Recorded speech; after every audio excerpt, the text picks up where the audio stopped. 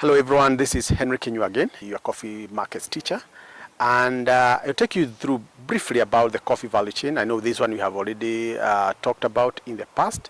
It's like when coffee is ready for harvesting, farmers harvest what you call the red ripe cherry.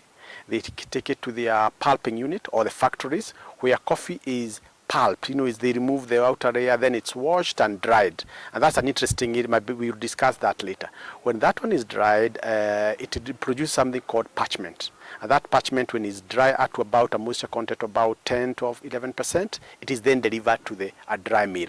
Dry mill is a very interesting part in the coffee value chain because it is where, in addition to now removing the outer layer and now polishing the coffee from now parchment into beans, the commodity that is taken to the market is an interesting because it is at that point where each lot that is milled the market is allocated a unique number, which is called an outturn number. And that out number is a unique number that is followed all the way to the market. So when it comes to coffee traceability, the milling becomes a very, very important point. So for coffee, due to the Coffee General Regulations 2019, coffee mills are licensed by county governments. So right now, if whatever farmers are growing is look at which mills are within your county or the county that have been, either your county or which county coffee mills that have been licensed. It is very important for you when you to evaluate a coffee miller. What are the areas that we need to look at? It's very important to also note that when parchment is milled, it is when coffee it is also allocated different grades from AA, AB to up to about 7 grades: AA, AB, C, PB, T, TT, and all that is basically based on what you call the screen size or the size of the bean. And as the bigger the bean, maybe the better. But that's like the very high. And before, there have been allegations that some millers used to switch the grades. So if farmers, the AA was this percentage can be.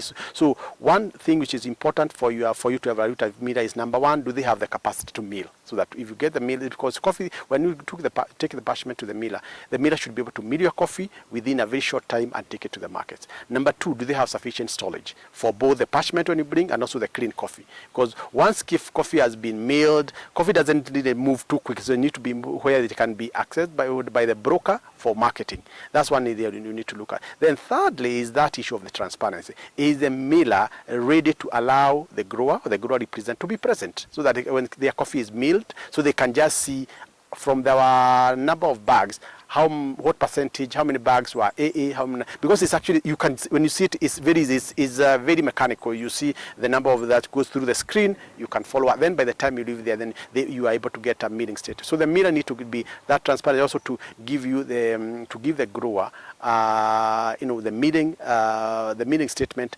promptly. So people are trying to look at what have they charging how much you charge is, but that's the most important. That's not the most important. The most important are those characteristics. I say that the miller has sufficient capacity to mill or in time and take it to the market. Do they have storage? Are they able to provide milling statement on time? Are they able to provide an opportunity for the grower or their representative to be present when the coffee is being milled? And most importantly, have they been licensed by the county government?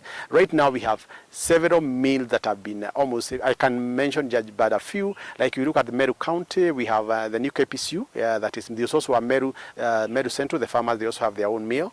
Embu County, there is an Embu mill. Tharaka-Nithi, they also have a Tharaka-Nithi mill. Kirinyaga County, there is that in Kirinyaga County, that is Kirinyaga Cooperative Mill. And also we also have the KPCU Sagana, that's also in Kirinyaga County. If we come to Nyeri, we have Othaya coffee mills. We had some of the Rumuki, I don't know whether that one has been licensed yet. We had Central Kenya, but Central Kenya mill, which was also in Nyeri, the way it was structured, I think they also have not, those one I'm not sure that they were not able to apply for the license this time because of the nature of ownership.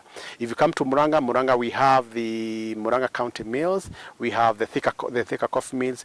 Kiambu is where we have quite a number. We have Coffee Nuff, we have Gatada, we have we have quite a number of mills in Kiambu. Then also we have Kipkerion. If you go to Kericho County, there's also in Bugoma. So all those mills that have been licensed by various county government. It's just for the grower to evaluate whether they're able to meet those parameters that I stated earlier. So as a farmer, please choose the miller that will be able to do the coffee well, that do not have what you call the milling losses. This is what you call milling losses.